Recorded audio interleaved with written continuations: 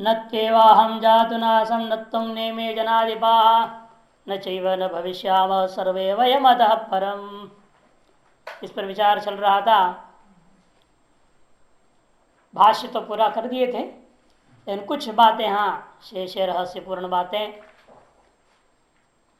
एक तो यह है कि जब नई द्वय का प्रयोग हो जाता है, नई द्वय का ना, न तू नाहम नासमिति न न नासम न न आसम नई द्वय न न त्वम न न इमे जनादिपा न न वयम भविष्याम।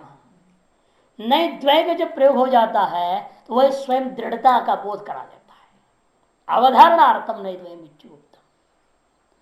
अथवा व्याकरणकार जो नागेश भट्ट परिभाषा निषेधकार कहते हैं नई द्वय वस्तुन दृढ़ता बोधनार्थम। जब नए द्वय से अवधारण हो गया, दृढ़ता बोध हो गया, आप एव क्यों बोल रहे हो? नत्वेव एव भी अवधारण करने के लिए होता है। अन्य नए द्वय के द्वारा ही अवधारण हो गया, एव कहना व्यर्थ है। और आपने उन नए को सबसे जोड़ ही रहे हो, न नासम न तम न इमे जनादिपा के साथ, सबके साथ जोड़ेगा है? और क्या दृढ़ करना है? दृढ़ हो गया फिर और दृढ़ क्या करोगे? और दृढ़ नहीं हो सकता है ना, दृढ़ हो गया तो हो गया। तब अर्थ समझना पड़ता है भाई नई द्वयेन अवधारणार्थ चेतरि पुनरेव एवकारस्य किम प्रयोजनम।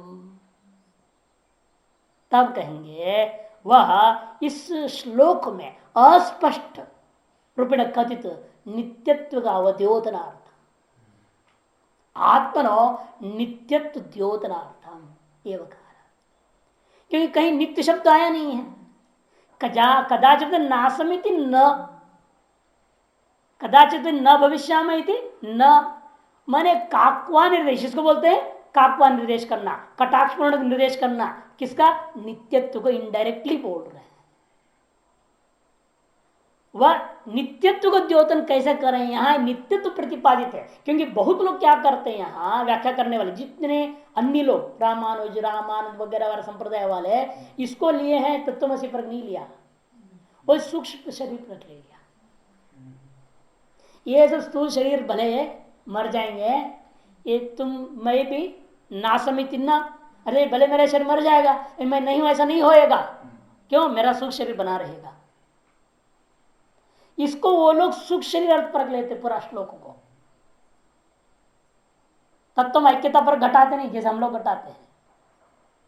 उनका निषेध कैसे करेंगे? क्या सूक्ष्म शरीर नित्य? क्या आमोक्ष परिनित्यता और सापेक्ष नित्यता हो गई, उसका निराकरण कैसे करेंगे आप? उसके लिए एवं कहना पड़ा। जो अन्यार्थ लोग लेकर के भ्रमित हो जाते हैं उनसे पूछे फिर एवं क्यों बोला गया, उनके पास कोई जवाब नहीं। इसीलिए तो नित्यत्व का अवद्योतन कर, नित्यत्व मैंने किसे वही पहले बोल चुके त्रिकाल आबाद्यत्व, और वो तो बाधित होने वाला है, नष्ट हो जाएगा। सुख शरीर भी मोक्ष प्राप्त होने पर खत्म हो जाएगा, विनाशी है वो भी। इसे इस श्लोक से जो लोग कहते सुख शरीर की नित्य सापेक्ष नित्य कथन हुआ है, उसका निराकरण करने के लिए नए द्वय से अतिरिक्त एवं का भी कथन हो गया। इतना ही नहीं, और च भी बोल दिया, न चैव। च किसका समुच्चय कर रहा है? चकार के द्वारा कोई ना कोई बात का समुच्चय करने के लिए होता है ना। अनवाच्य समुच्चय इतर योग और समाहार है। इतर समाहार में समास होता है, च वाक्य प्रयोग नहीं हो सकता। फिर वो उसका वाक्य प्रयोग होता है दो ही अर्थ में होता है, अनवाच्य और समुच्चय। अनवाच्य भी क्रिया संबंधी होती है, कुरुम च ईश्वरं च भजस्व। यहां समुच्चय करना है हमें, क्या अनवाच्य करना है? तो समुच्चय ही अर्थ होते हैं यहाँ। तो यह क्या समुच्चय करना चाहते हैं? तब कहेंगे अनादित्व कथन करना चाहते हैं। भूतकाल का निषेध कर दिया, भविष्य का निषेध कर दिया, मैंने अनादि अनंतत्व सति नित्यत्व का ज्ञापन करना है। अनादि अनंतत्व सति नित्यत्व का ज्ञापन करना है। नित्यत्व के साथ अनादि अनंतत्व सूचित करने के लिए च शब्द का प्रयोग किया। इसलिए क्या हो गया, नए द्वय के अवधारणार्थ सिद्ध होने के बावजूद भी एवकार जो हुआ था वो नित्यत्व का द्योतन करने के लिए, और द्योतित उस नित्यत्व में भी सापेक्ष नित्यता का निवारण करने के लिए क्या करना पड़ा, अनादित्व और अनंतत्व को कथन करना है, उसका समुच्चय करने के लिए च शब्द का प्रयोग हो गया। फिर तू क्यों आया, तू शब्द, न तू एव अहम, तू शब्द का किसको व्यावर्तन करना चाहते हैं? तू शब्द भेद निराशार्थम, जिसको भाष्यकार संकेत कर देना, न आत्मभेद अभिप्रायण, अंत में क्या भाष्यकार ने कहा, न आत्मभेद अभिप्रायण, सकल प्रकार का भेद का निराश करना है, स्वगत भेद, सजातीय भेद, विजातीय भेद, सकल प्रकार का भेद निराशार्थम तू शब्द आया हुआ है। ये श्लोकस्थ भाष्य की तरह अकथित व्याख्या हो गया। अब कुछ और बात भाष्य पर विचार करेंगे कि भाष्यकार ने कह दिया आत्मभेद न आत्मभेद अभिप्राय, ये कहने की यहां पर जो है मतलब क्या था, पूर्व पक्ष इसमें क्या था, पहले देह भेदानुवृत्य बहुवचनम न आत्मभेदाभिप्राय ये कह देते हैं। इसका अर्थ क्या होगा, क्यों ये कह रहे हैं भाष्यकार, तब वहां समझना है पूर्व पक्ष पहले बहुत लंबा चौड़ा है। पहला पूर्व पक्ष कहता है कि भाई देखो, यद कर्म कुरुते तद अभिसंपद्यते, क्योंकि अर्जुन यहां कर्म के लिए आया था, क्षात्र धर्म कर्म करने, और उससे निवृत्त हो रहा है। निवृत्त हुए को यथार्थोपदेश के द्वारा वापस प्रवृत्त कराना क्षात्र धर्म ये कृष्ण का लक्ष्य है, स्वधर्म में प्रवृत्त कराना लक्ष्य है। और स्वधर्म में मोह रहित और कैसे प्रवृत्त होगा, वो आत्मज्ञान के साथ ही हो सकता नहीं, ये बोल चुके भाष्यकार। आत्मज्ञान के बिना मोह त्याग पूर्वक, मोह नाश पूर्वक स्वधर्म प्रवृत्ति नहीं हो सकती वर्तमान अर्जुन की स्थिति के अनुसार।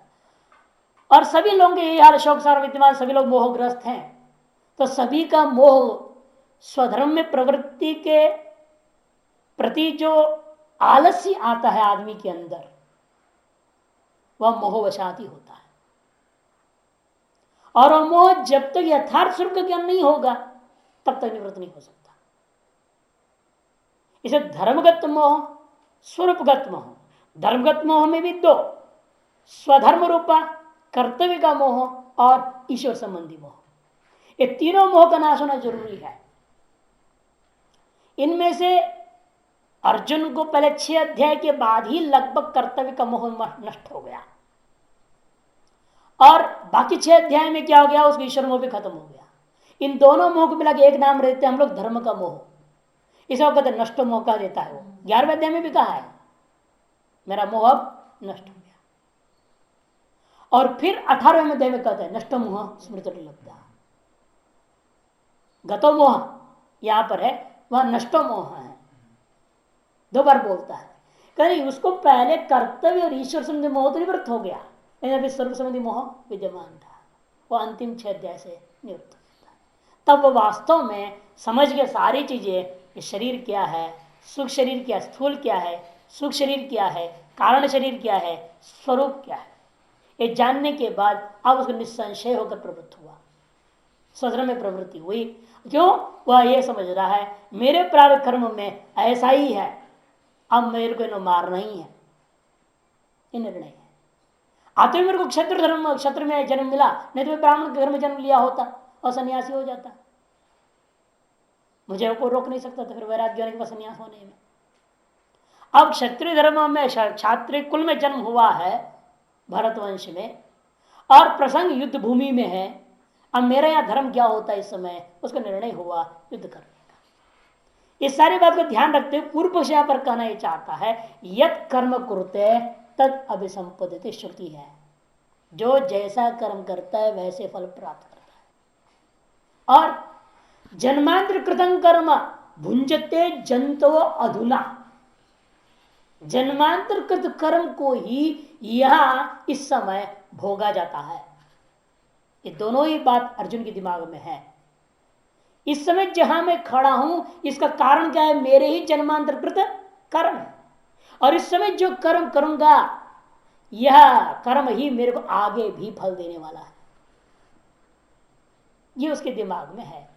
ये दो श्रुति स्मृति के आधार पर।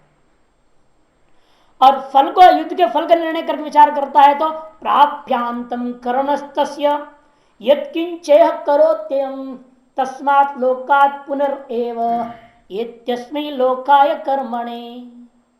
एक और स्मृति कहती है, जो व्यक्ति कर्मण अंतम प्राप्य, कर्म का करते करते अंत को प्राप्त कर लिया, तस् यत्किंच यह करोति, वह व्यक्ति के द्वारा जो कुछ भी यहां करता है, तस्मात् लोकात्, वह यहां से निकल करके जाता है और फिर अस्मै लोकाय कर्मणे, कर्म करने के लिए ही वापस लौटता है।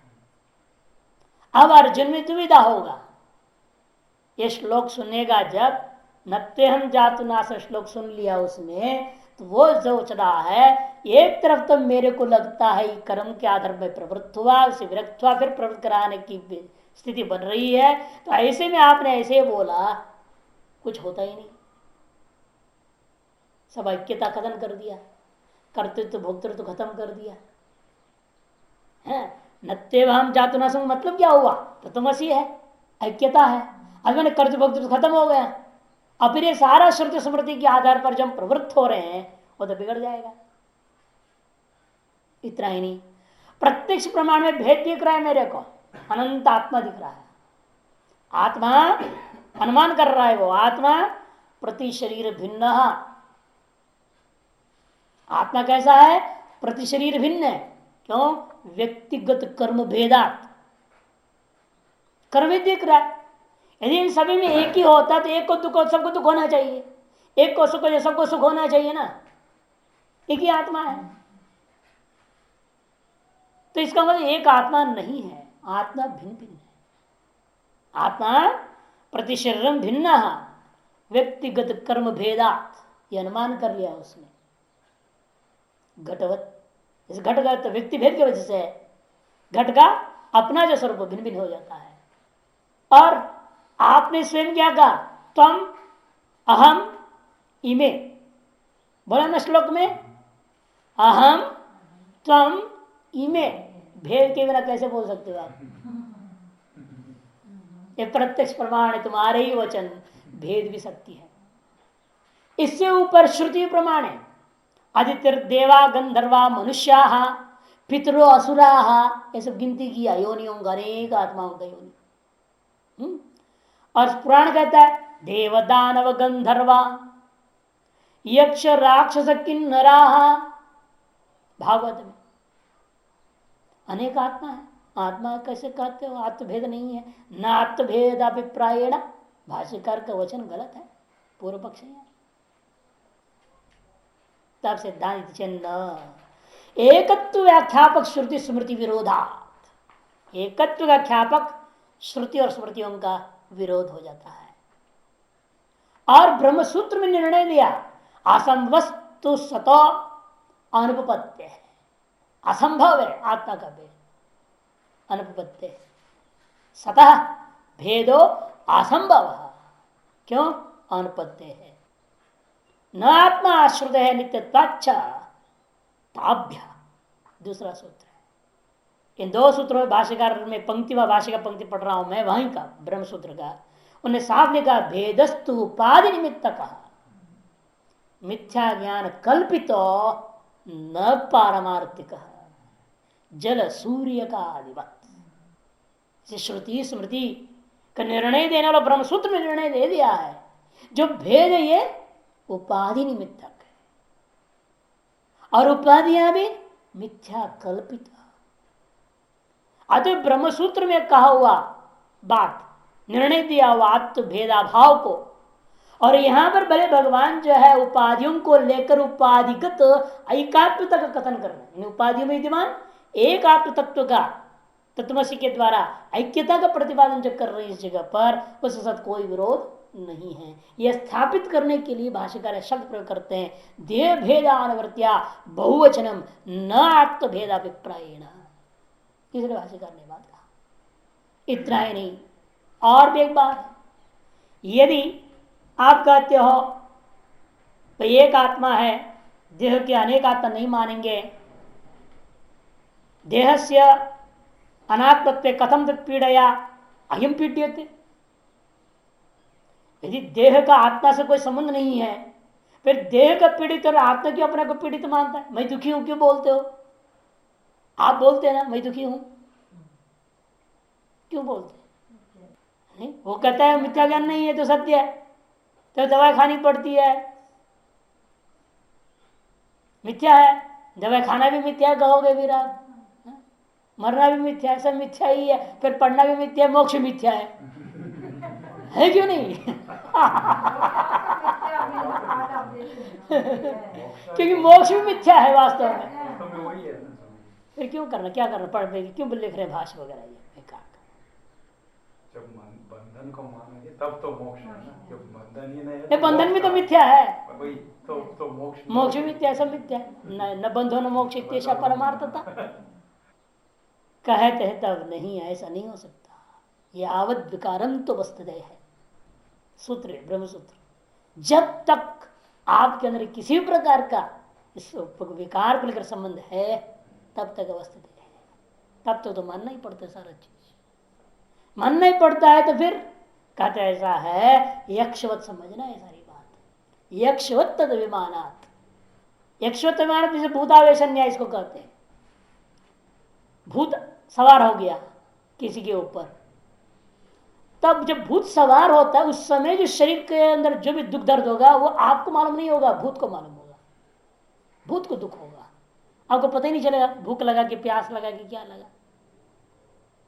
अब दृष्टांत देता था ना कि बचपन में हम लोग देखे थे, शहर में वहां जहाँ रहते थे अपने मित्र के घर में हुआ, एक भूत आ गया उसके सर पे, सवार हो गया, बहुत प्यास, इतना प्यासा था वो, इतना प्यासा था, एक ड्रम भर के पानी पी गया, एक ड्रम पूरा। कहाँ गया पानी पता ही नहीं चला, पी पा करके भूत चला गया, उसके प्यास निवृत्त हो गया, वो चला गया, जब बालक वहीं पड़ गया, होश आया, सब पूछे भाई हमको प्यास लग रहा है, और एक गिलास पानी पिया, शांत हो गया। अरे एक ड्रम किसने पिया था? अरे हमें क्या, हमने पिया, हमने कहा पिया, तो एक ड्रम तो पी सकता हूँ, कभी नहीं पी सकता हूँ। अरे एक दो गिलास में मेरा प्यास बुझ जाता है, मैंने एक ड्रम कहाँ पिया? अरे हम लोगों ने पिलाया, तो कौन पिया?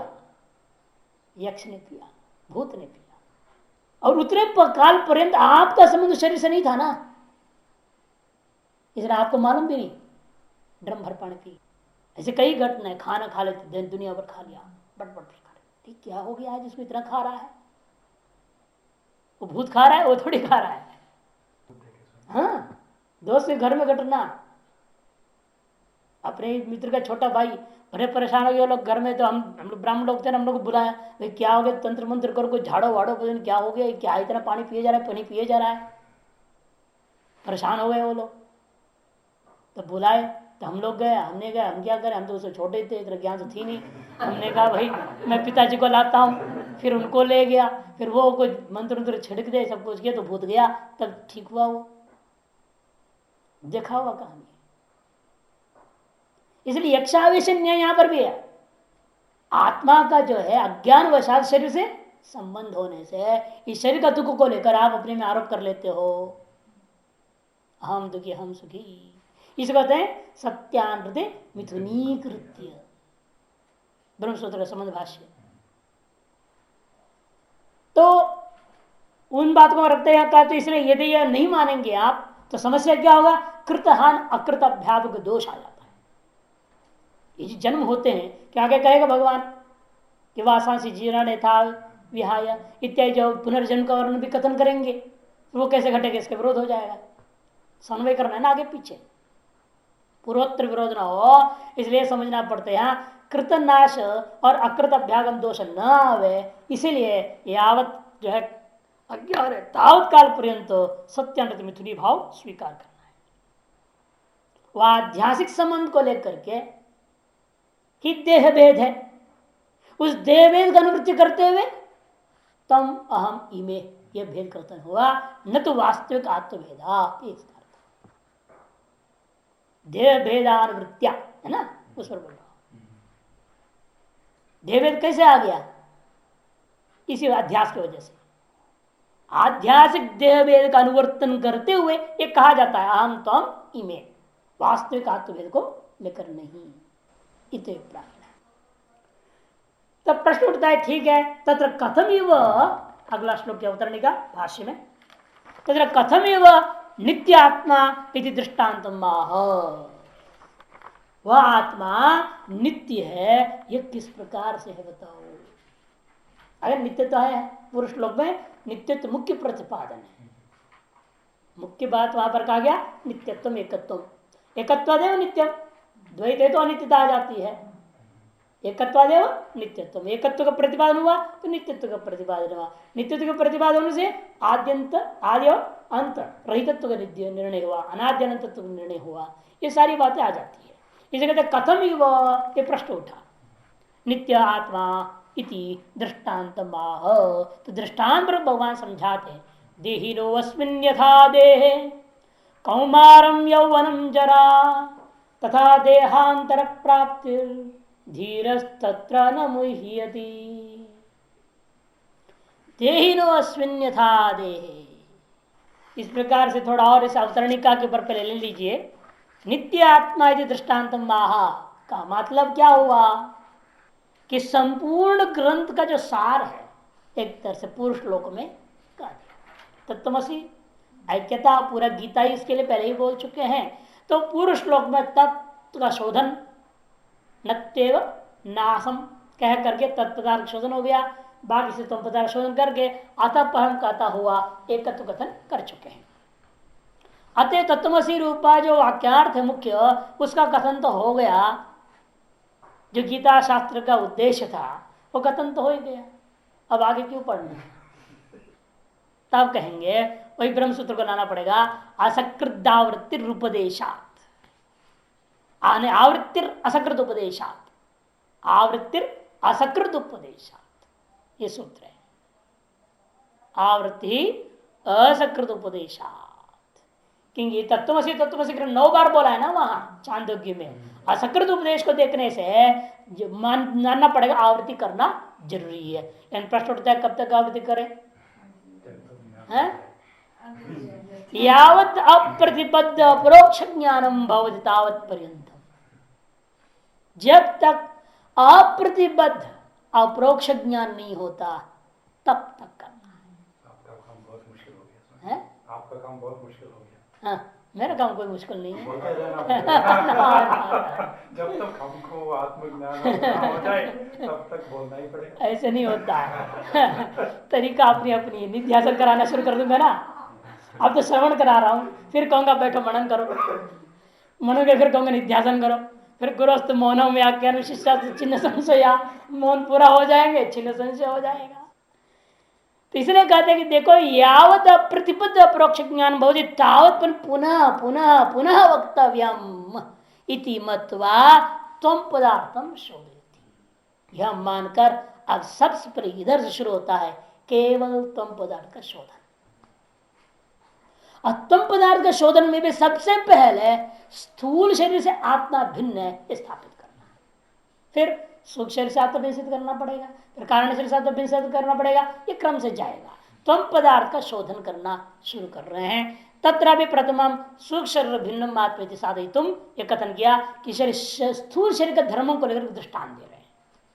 स्थूल शरीर का धर्म है कौमारम यौवनम जरा, ये सूक्ष्म शरीर में नहीं होता, सूक्ष्म शरीर तो नित्य जवान होता है, सूक्ष्म शरीर को भी जब बच्चा हुआ गया नहीं, कोई बुढ़ा भी नहीं होता वो।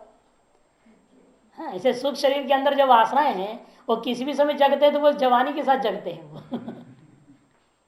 शरीर स्थूल शरीर ही जवान होता है, बुढ़ा होता है, बच्चा होता है, सब होता है। इस स्थूल शरीर को दृष्टांत बनाने का तात्पर्य यही है कि त्वम पदार्थ का शोधन में प्रथम प्रक्रिया है स्थूल शरीर से आत्मा को अलग स्थापित करना। वह प्रक्रिया इस श्लोक में आरंभ करते हुए देहिनो अस्मिन् यथा देहे, अस्मिन् देहे, इस देह में, यथा देहिनः कौमारम यौवनम जरा, जिस प्रकार से देही जो है कुमार अवस्था को, यौवन अवस्था को, जरावस्था को प्राप्त के समान प्राप्त करता है, वास्तव प्राप्त नहीं करता। तथा देहांतर प्राप्ति उसी प्रकार से जैसे अवस्थांतर की प्राप्ति कौन किया? एक देही। इस देह में विभिन्न अवस्थाओं को प्राप्त करने वाला देही कैसा है? वह देह से कि उन अवस्थाओं से अलग है। इन अवस्थाओं से अलग है ना, तभी तो आप अनुभव करें, मैं जो बालक था फिर जवान होकर के अब बुढ़ा हो गया हूं तो नाते पोतों को देख रहा हूं। ये जो अनुवृत्ति होकर के पूर्व स्मृतियों की कर रहे हैं, किस आधार पर? आप अपने आप को जो देही है उन अवस्थाओं से भिन्न है। यथा तथा देहांतर प्राप्ति रपि, यह बात को निर्णय करके स्थूल शरीर संबंधी सुख दुख, भूख प्यास और शीतोष्ण आदि द्वंद्व त्रिक का प्रति न मुह्यति तत्र धीरा। तत्र मने तस्मिन् शरीर संबंधी विषय, शरीर विषय कौमारादि अवस्थासु यत्किंचित भवति तेन न मुह्यति, उनसे उनको मोह प्राप्त कभी नहीं हो सकता है। धीर, लेकिन कौन धीर को होता है? धीर कौन है? ये धीर शब्द बनाएंगे विलक्षण ढंग से बनाएंगे। धियम ईरयति धीर, धियम ईरयति धीर, बुद्धि को जो प्रेरित कर रहे हैं। अब हम बुद्धि से प्रेरित हो रहे हैं, अभी तक मन से हम लोग प्रेरित हो रहे हैं। Mind is master not we. अब होना क्या है? We should become the masters and mind and the intellect should become slaves. हम गुलाम हैं, मन मालिक है, बुद्धि मालिक है और आप गुलाम हैं। मन बुद्धि जैसा कहते हो वैसा आप नाचते रहते हो। आपके कहा हुआ कोई बात कभी आपका मन बुद्धि सुनता है, समझता है? नहीं, वो हट करता है। बल्कि वो हट में आप पराधीन हो जाते हो। हट किसका धर्म है? आपका धर्म थोड़ी है, मन और बुद्धि का धर्म है। और हट का अधीन होने का मतलब महामूढ़ता है, अज्ञानिता है। अविवेकी कभी ऐसा नहीं कर सकता। जो बुद्धि को प्रेरणा देने वाला वो धीर होता है, बुद्धि से प्रेरणा लेने वाला मूर्ख होता है। बुद्धि की प्रेरणा से हम काम करते हैं, मन की प्रेरणा से हम काम करेंगे तो हम मूर्ख हैं। अब बुद्धि को हम प्रेरणा देंगे, मन को हम प्रेरणा देंगे, तुम्हें ये करना है, करना पड़ेगा, उसको सुनना है तो सुनना पड़ेगा उसको, तो आप धीर कहे जाएंगे। अब समझ लो आप धीर है कि अधीर है, सब निर्णय ले लें। धीर तत्र न मुह्यति, धीर है वह मोह को प्राप्त नहीं कर सकता। देह अस्य स्थिति देही, देह जिसका है उसको कहते हैं देही, माने आत्मा। तस्य देही न, उस देही का, देहवद आत्मनो अस्मिन् वर्तमाने देहे, देहवान आत्मा का, देहवान आत्मा का अस्मिन् वर्तमाने देहे, अस्मिन् मने इस वर्तमान देह, यथा मन येन प्रकारेण, जिस प्रकार से कौमारम कुमार भाव बाल्यावस्था, यवनम यूनो भाव मध्यावस्था, जरा वयोहानि जीर्णावस्था इत्यादि अवस्था अन्योन्य विलक्षण, अन्योन्य विलक्षण। पहला है कुमार अवस्था अर्थात बाल्यावस्था, दूसरी है जवानी मध्यावस्था, प्रथमावस्था मध्यावस्था, और जरा वयोहानि माने जीर्ण अवस्था है, ये अंत्य अवस्था है। मुख्य रूप ने तीन भाग में कर लिया। इतिहास तीसरों से तीन जो अवस्थाएं हैं अन्योन्य एक दूसरे से अत्यंत विलक्षण है, अत्यंत विलक्षण। इसलिए जो बचपन में आपने किया वो जवानी में नहीं करोगे, जो जवानी में करते हो बुढ़ापे में नहीं करते हो, है ना। बचपन में पता नहीं क्या क्या खेल खेलते थे, सड़क में भी खेलते थे, कैसे कैसे करते थे, कंचे खेलते थे, क्रिकेट खेले, पता नहीं क्या किया। अब खेलो शर्म आती थोड़ी, नहीं उम्र का खेल है ना सब, किस उम्र में क्या होता है कैसे होता है। इसलिए कहते अन्योन्य विलक्षण, परस्पर अत्यंत विलक्षण है, विरुद्ध भी है। कैसे विलक्षण है? क्योंकि तासाम प्रथमावस्था नाश है न नाशो, प्रथम अवस्था के नाश होने पर भी आपका नाश नहीं हुआ। अथवा आप प्रथम अवस्था के दृष्टा जैसे रहे हैं, वैसे द्वितीय अवस्था के भी आप दृष्टा हैं। द्वितीय अवस्था उपजनने न उपजननम आत्मना, अद्वितीय अवस्था की उत्पत्ति होने से आत्मा की उत्पत्ति नहीं हुई। प्रथम अवस्था के नाश होने पर आत्मा का नाश नहीं, द्वितीय अवस्था की उत्पत्ति होने पर आत्मा की उत्पत्ति नहीं। किंतरी फिर क्या हुआ है? वहां अविक्रिय द्वितीय तृतीय अवस्था प्राप्ति है।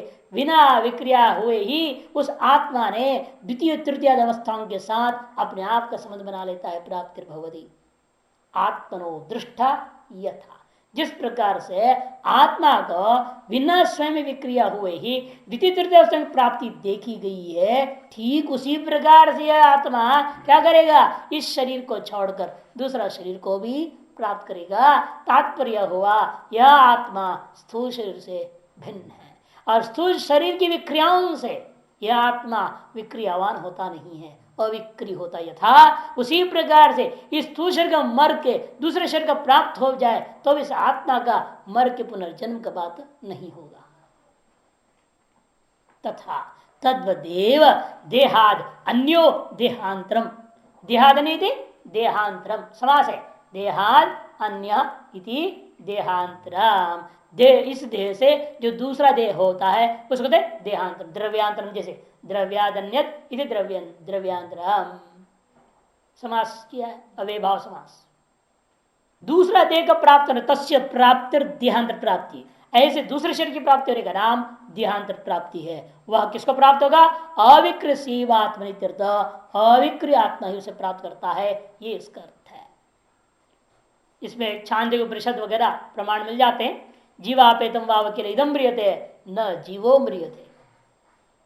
जब जीव इस शरीर से हट जाता है तो यह शरीर मरता है, लेकिन जीव मरता नहीं है। छांदोग्य उपनिषद कैवल्य में भी कहा नित्यो नित्यानाम चेतन चेतनानाम बहु एको बहुनाम यो विधाति कामान,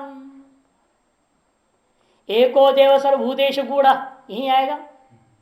श्वेताश्वतर परिषद में भी है एको देव सर्वभूतेषु गूढ़, श्वेताश्वतर परिषद। इस प्रकार अलग अलग उपनिषदों को प्रमाण समझ लेना है कि ये नित्य है, यह चेतन है, यह एक है और शरीर आदि का इसके हटने से बल्कि शरीर का मरना होता है, शरीर का मरने से इसका मरना नहीं होता। धीर धीमान बुद्धिमान, बुद्धिमान तो अपने आप सब को अपने आप को मानते ही हैं, सब बुद्धिमान है।